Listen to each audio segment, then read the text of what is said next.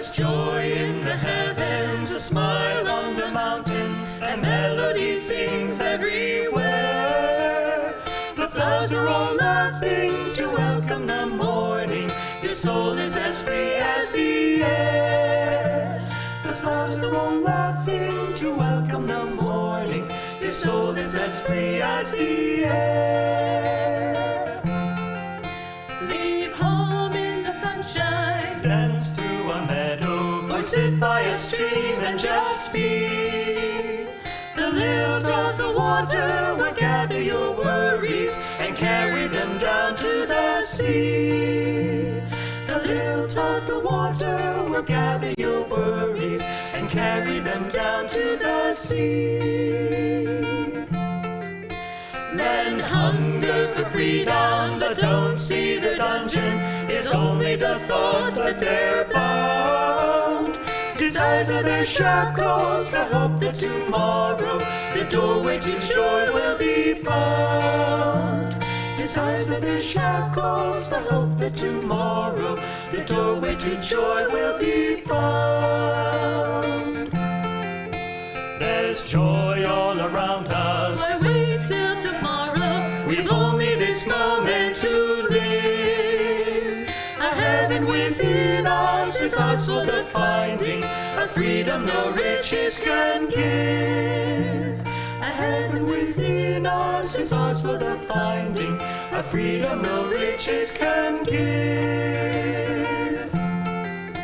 There's joy in the heavens, a smile on the mountains, and melody sings everywhere. The flowers are all laughing to welcome the morning. Your soul is as free as the air. The flowers are all laughing to welcome the morning. Your soul is as free as the air. The flowers are all laughing to welcome the morning. Your soul is as free as the air.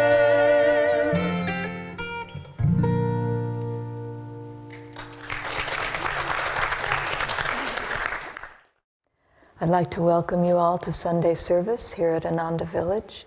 I am Nayaswami Parvati. This is Nayaswami Pranaba, and we're very happy to be with you today for this service. I'd like to read from Rays of the One Light. The topic today is, what is it to fail spiritually? Truth is one and eternal. Realize oneness with it in your deathless self within. The following commentary is based on the teachings of Paramhansa Yogananda. The first passage is from the Gospel of St. Matthew, chapter 25. Jesus tells the parable of the 10 virgins, 5 of them wise and 5 foolish. They await their bridegroom, the Christ consciousness. The wise virgins keep the oil in their lamps, symbolic of their devotion, lit through the night. The foolish virgins place no oil in their lamps. These foolish ones are like the average devotee, going through the motions of outer ritual, but keeping no fire of devotion, of love burning in the heart. When the bridegroom's coming is announced, the foolish virgins realize their mistake and hastened out to purchase oil. During their absence, the Christ consciousness comes and embraces those who have been awaiting him with devotion. The foolish ones, by their lackluster devotion, are not accepted by him. Watch, therefore, Jesus told his listeners, for you know not neither the day nor the hour wherein the Son of Man cometh. In Autobiography of a Yogi, Paramhansa Yogananda describes the foolish virgin consciousness he encountered at the Mahamandal hermitage he stayed in as a young man in Benares. I was pleased, he wrote, that my new home possessed an attic where I managed to spend the dawn and morning hours. The ashram members knowing little of meditation practices, thought I should employ my whole time in organizational duties. They gave me praise for my afternoon work in their office. "Don't try to catch God so soon." This ridicule accompanied me on one of my early departures toward the attic. Later, during meditation, I felt uplifted as though bodily to a sphere uncircumscribed. "Thy Master cometh today." A divine womanly voice came from everywhere and nowhere. This supernal experience was pierced by a shout from a definite locale. A young priest nicknamed Habu was calling me from the downstairs kitchen. "Mukunda, enough of meditation. You are needed for an errand." The Divine Mother's words were not spoken for the benefit of that priest, the foolish virgin, but for Mukunda, the wise virgin. For this was the day his guru, Sri Yukteswar, came to him. "Grieve not, friends, if you feel that you have been foolish. No error is forever. Someday, if you keep your lamp lit now, your opportunity will come."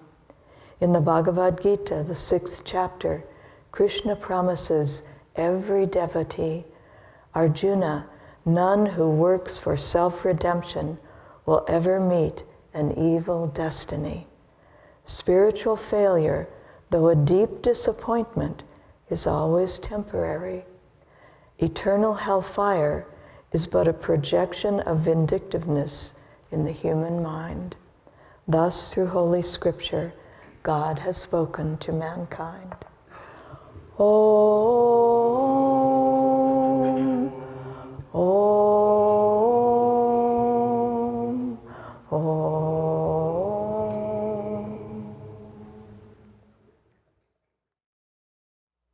Welcome, everyone. I'd like to read to you from Paramahansa Yogananda's book of Sacred Prayer Demands from Whispers from Eternity. Through long winding pathways of self-doubt, fording mighty rivers that separated thee from me, trudging over endless wastes of barren lives, tossing dangerously on the rapids of many ambitions, arduously climbing steep mountain trails of desire, and carefully extricating myself from the whirlpools of alternating sadness and hilarity. At last I have reached my journey's end. I look upon all those past travails with joy. Every struggle, every past agony has produced a flowing spring of joyous, grateful tears. In the sacred waters of those tears, I baptize myself daily with deep love for thee.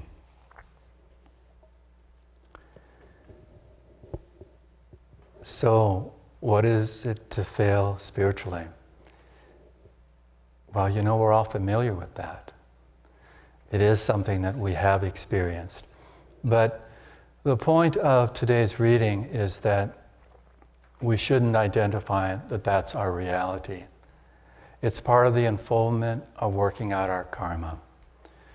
I know a number of years ago I had a challenging situation that happened for me, and it gave me a shock. It was a challenging situation, a challenging test. And I remember I had the opportunity of having a phone call with Swami Kriyananda, and I was talking to him about this challenge, this shock that I had. And he said, "Don't give it too much attention. It's just karma surfacing. It's karma coming up, and it's for you to deal with. But it will flow past you if you come at it with the right focus and the right energy." And that's really the key for all of us, because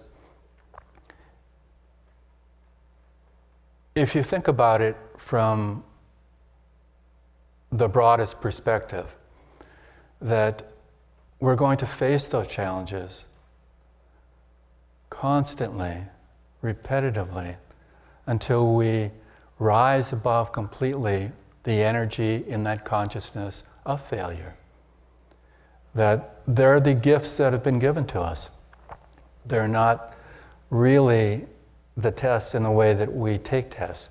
You can take a test by feeling it's something overwhelming you, or you can take a test as a perspective of how are you doing? How are you faring with the life around you? I remember reading this humorous little story about this little boy that really enjoyed cookies. And his mother realized that and tried to restrict his consumption of cookies. So she hid the cookie jar high up in the top shelf of a closed cabinet in the kitchen. But the boy found out where the cookies were. And he looked around and he didn't see any trace of his mother in the kitchen or anywhere nearby. So he got a stool, got up on the counter, opened the cupboard, was reaching into the cookie jar, and his mother said, "Aha, what do you think you're doing? What do you think God will be thinking of you?" And he turned around and he said, "It's all right. I took 2 cookies, one for me and one for God. And I'm going to help him enjoy his cookie in a little bit." And I thought, hopefully his mother at least appreciated the lightness of his humor. But of course it comes down to, for that boy, what was behind his words? Was it just to escape punishment? Or did he feel that experience, that he was being more open and caring in a different way? But for all of us, we probably have similar experiences that we don't necessarily pay attention that we have that happening in that same way. We may not cognize that. And we may either, wash those things over, or we don't pay attention enough to really see what's going on. But if we can approach life in every situation by just moving forward. I remember Parvati shared this conversation that Swami had with someone that either she had been there or had heard about this, where the man was feeling not so good about himself, and he expressed to Swami Kriyananda, "Sir, I'm just out of tune." And Swami had a soft smile and said, "Well, so to what degree? Because all of us are out of tune to some degree until we become Jivan Muktas." Isn't that nice to understand it from that perspective? That the problem isn't that we're out of tune. It's what's happening for us. Where is our energy moving? Because if we're feeling that there's a possibility of growth by saying we're out of tune, then that's a positive thing. But if we're just getting caught in that feeling of moping about, feeling in a mood, I'm out of tune, without moving the energy, then that's not going to be beneficial. That's not going to help. But even with this story from the Bible, this parable of the 10 virgins, it's very interesting once you start to pay attention a little bit more to what the story reflects, a little bit beyond the obvious. For sure we have the 5 wise virgins. And why are they wise? Because they're keeping their lamps full of oil. So allegorically, the lamps represent, according to what Yogananda described and what Swami Kriyananda described, they represent the form of religion, of spirituality, even beyond just the form part into the practices, that the practices are that lamp. And the wise virgin have that oil, which is devotion and attunement. So as I said, even in our spiritual practices, our meditations, it's saying we need to have that devotion, that attunement in that way. And it's not so much we see ourselves as being complete in the experience of complete devotion or attunement, but we're opening up to that experience in that way. But think about the 5 foolish virgins.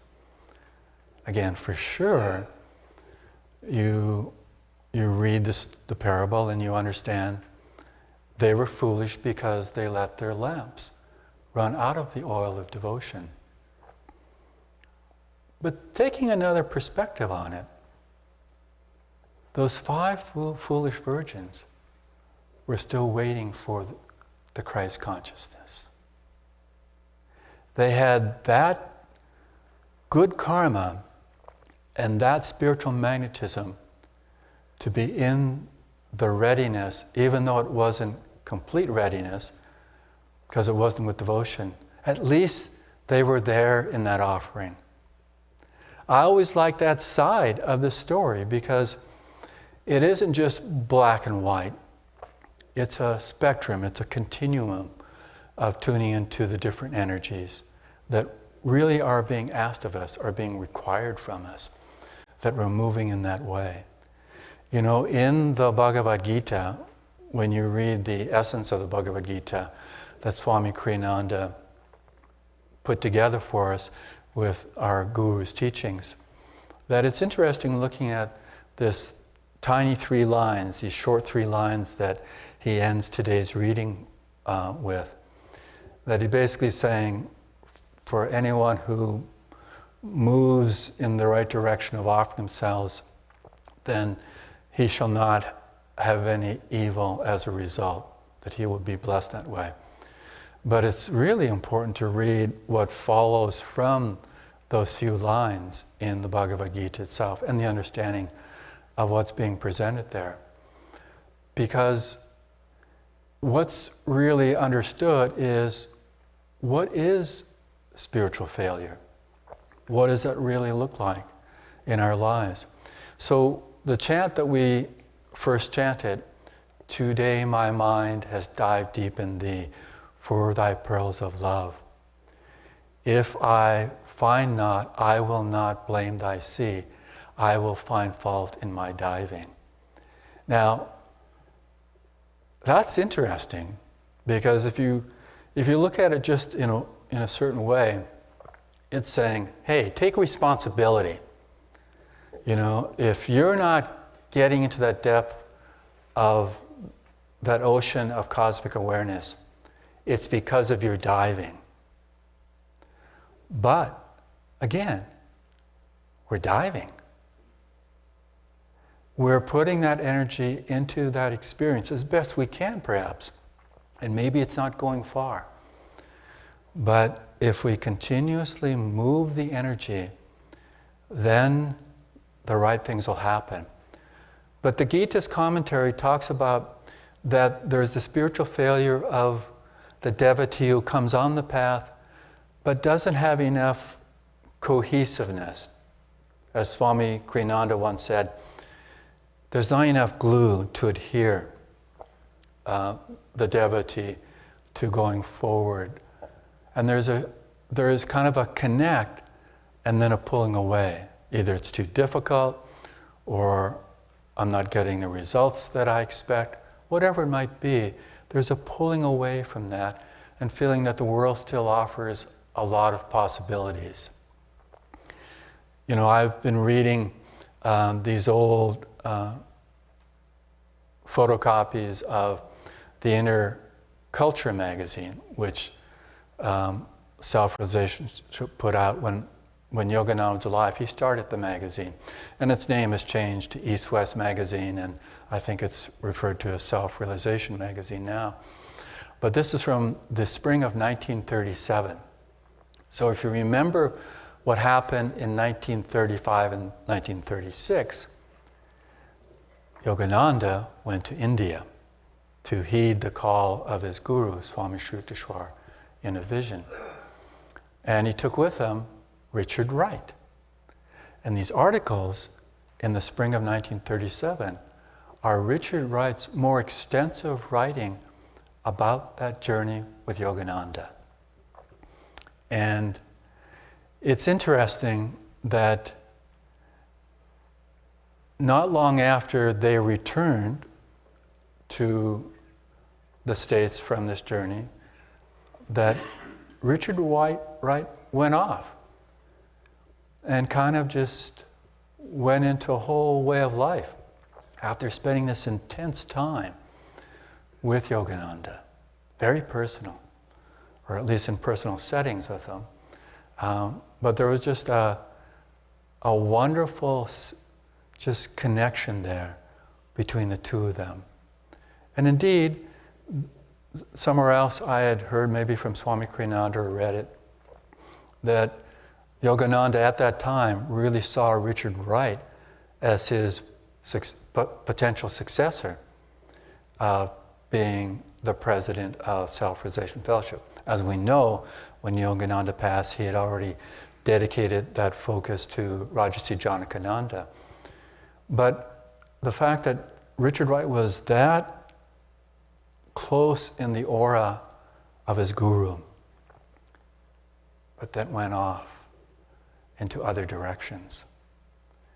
But towards the end of his life, Richard Wright did come back into that focus of discipleship with his guru. Of course, Yogananda had passed away in 1952, and Richard Wright was very young when they were in India. So he lived many years past Yogananda's passing. But just that idea that that would happen. Well, there are many people that kind of connect on the spiritual path, and you see them jazzed and inspired and really magnetized, but then there's other choices in life that take them away. And it may take them away for lifetimes, or maybe just part of this lifetime. The second part that happens, or second way that happens for someone to, in a sense, fail spiritually, is that someone's very focused on the spiritual path, and they're really diving deep and deeper into the realm of that spiritual unfoldment for themselves. But towards the end of their life, they can feel that the expectation of what they thought where they would be hadn't arrived. Or they feel like, I can't put out the same amount of energy. And it's like they coast. Now, this can happen at any point, not just in years gone by that we arrive at that point, although that can happen, and it's common for people, that you coast. I remember saying to someone when we were talking about the four ashrams, which are the 4 stages of a yogi's life, and they have time periods that coincide. The first is being the student, the brahmacharya life, and then there's the householder, married life. And then the third phase is that phase where the pulls of family and business and work and all that start to lessen and fade away. And the fourth phase is sannyas, of complete offering to God. Now, you can bypass the 2 middle stages and go into sannyas right away, not only outwardly, but inwardly. But I was saying to someone that the 4th ashram, this 4th stage, which is called sannyas, is the most demanding of our energy and magnetism of all the 4 stages. I don't mean in an outward way, but inwardly. It has to be increasing that commitment of energy and magnetism, because that will allow us to be freed while living. But we can take that same attitude, whether we're 20 or 70, and feel that the greatest commitment in my life is my spiritual awakening to find my way home to God and Guru. That can be there for each individual. And certainly there will be times when it feels like we have to coast because we've kind of run out of steam. But that's the time we need to find, how do we reinvigorate having more energy? So we take seclusion time. We pay attention to what meditation really is for us and not assuming something. We feel how we can work with the different tools that are available and really enliven them. Not just do them, because that's like the 5 foolish virgins, that we're not giving our devotion. We're not tuning into the attunement that's really being asked from us. And really being the challenge that will allow us to grow into God's presence. The second chant that we did at the beginning of service here is, Lord, when in darkness, Lord, in confusion, always will I follow thee. If I grieve or lose my way, only thou can comfort me. All I live for is to love thee, my eternal friend. That is the remembrance. That is how we're going to orient ourselves to really be deep in the experience. That there will be darkness, there will be confusion, but let us hold dearly and just with that devotion, that attunement to the divine presence in our lives. When we have that, then we have this third possibility of not reaching our goal in this lifetime. And the Gita talks about this, that we've really focused our lives, continuously had that magnetism to grow and expand in our lifetime, but we still don't reach that oneness in God. And that's why Krishna says to Arjuna in these 3 lines, whatever effort you put forward towards the divine, none of it will end in evil ways. Not only that, it's really saying none of it will be wasted. All of it will be productive, because we will leave this lifetime with this magnetic momentum to be born again, to really feel that we're continuing the journey of feeling that treasure of the divine touch as being all that we're here for. All I live for is to love thee, my eternal friend. Then everything else that we encounter in our lives, all the different karmas, the different activities, the different relationships, all of what life presents to us is coming from that experience, coming from that filter, that this is for God, this is for you alone.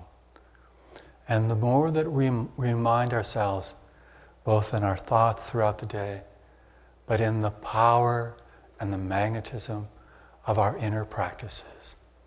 So when we sit to meditate, pray for devotion if you don't have it. Pray for attunement if you feel you're out of attunement. It's just a matter of degree. But feel that you have that attunement to even want to pray to be back in attunement. Hold that as a precious gift and let it expand in your heart, in your awareness, and in every moment of your lives. Where there's darkness, where there's confusion, always will I follow thee, my Lord. My heart is with you. My soul is with you. Let us together explore the adventure of our lives together, one in self-realization of the divine. Let's take a moment for meditation.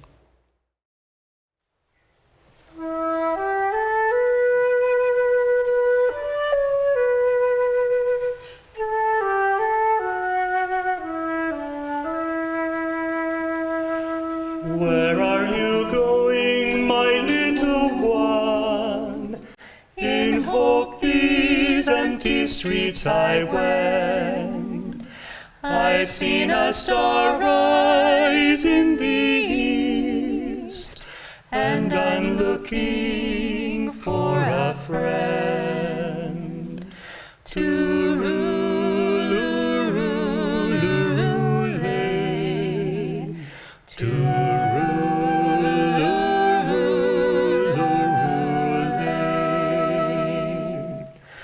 Where are you going, good shepherd folk?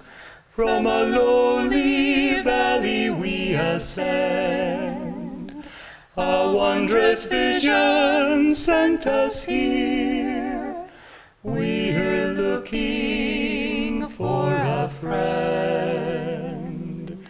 Turururururule, tururururule.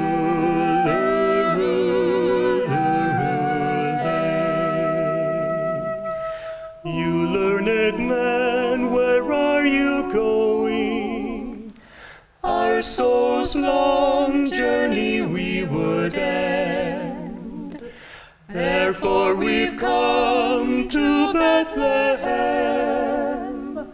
We're looking for a friend. Tururururule, tururururule. Good people, let me come with you. Perhaps he's just around this bend. But whether near or far, I too have been looking